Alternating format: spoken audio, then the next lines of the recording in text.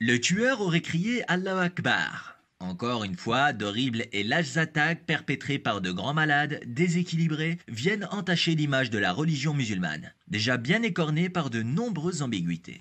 Allons tout de suite dans le vif du sujet, sans détour, et parlons de ce sujet qui fait si peur. L'islam est-elle une religion de guerre? Oui ou non? Qu'en est-il du djihad? Et pourquoi des gens tuent au nom de cette religion? Tout d'abord, avant de répondre à ces questions, sachez que nous n'avons rien à cacher. Bien au contraire, nous tenterons d'être les plus transparents et clairs possibles à ce propos. Alors premièrement, qu'est-ce que le djihad? Le terme djihad signifie lutte en arabe. Toute lutte est considérée en islam comme un djihad. Le Coran, dans certains versets, traite de lutte armée, ce qu'on appelle qital. C'est la forme de djihad que prétendent adopter les terroristes dans leurs attaques. Maintenant, analysons concrètement les faits et principes de l'islam.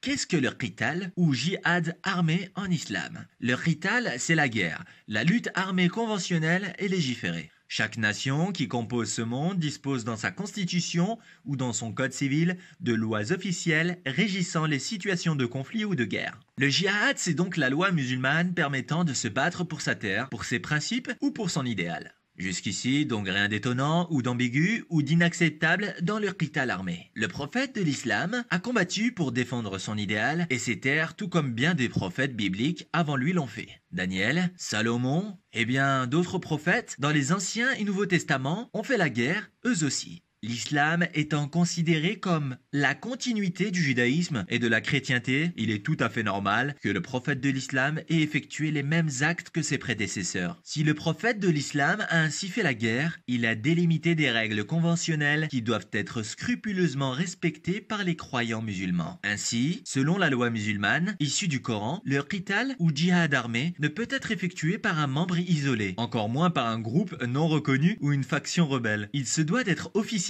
par une nation de croyants et dispose de règles bien précises. Dans ce djihad, il est par exemple formellement interdit de toucher aux civils innocents, aux personnes aux capacités réduites, comme les personnes du troisième âge ou les enfants. Il est également formellement prohibé de s'en prendre à la faune et la flore, d'où d'intentionnellement faire du mal à une population par simple esprit de vengeance, tribalisme ou domination bestiale. L'islam interdit aussi le suicide, et ceci de manière catégorique. Or, comme on le voit bien souvent, beaucoup des actes terroristes commis au nom de l'islam sont effectués via des attaques suicides. En analysant ces règles consensuelles et unanimes chez les musulmans, on se rend très rapidement compte que l'ensemble des attaques commises au nom de l'islam sont en réalité totalement contraires et contradictoires aux règles élémentaires de la religion. Ce que font les terroristes est condamné noir sur blanc par le Coran. Verset de la sourate Al-Ma'ida ou de sourate Al-Isra. وإن أحد من المشركين استجارك فأجره حتى يسمع كلام الله ثم أبلغه مأمنه.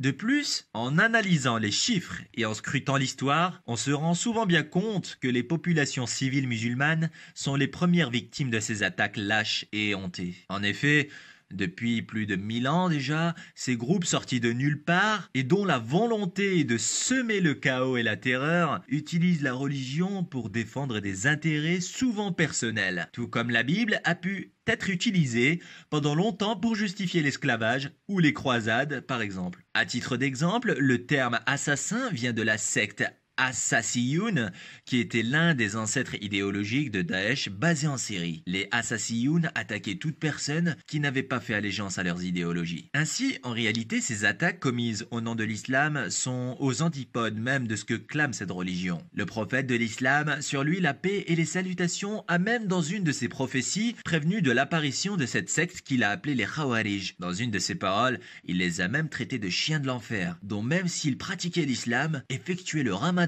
ou la prière, comme les musulmans, devaient être combattus et chassés par les musulmans de toutes leurs forces et âmes. Par conséquent, si la prochaine fois vous entendez parler d'une attaque contre des civils, sachez automatiquement, sans même chercher à creuser davantage, que cet acte ne peut être commis par un bon musulman. Et ceci même si l'auteur de cet acte s'appelle Rachid, Kader ou Jean-Édouard, qu'il ait crié Allahu Akbar ou Vive la Savoie libre, ou même qu'il ait fait allégeance à quelque groupe que soit, son acte ne peut être affilié à l'islam. l'islam. Car l'islam, dans ses lois les plus fondamentales, condamne et lutte contre cet acte. Merci à tous pour votre attention dans cette vidéo. Merci également de partager cette vidéo au plus grand nombre afin de lutter contre le faux là où il se trouve, de propager la vérité à la lumière du savoir et de la connaissance. Nous parviendrons à lutter contre le faux et la barbarie, ensemble, quelle que soit notre foi, notre couleur.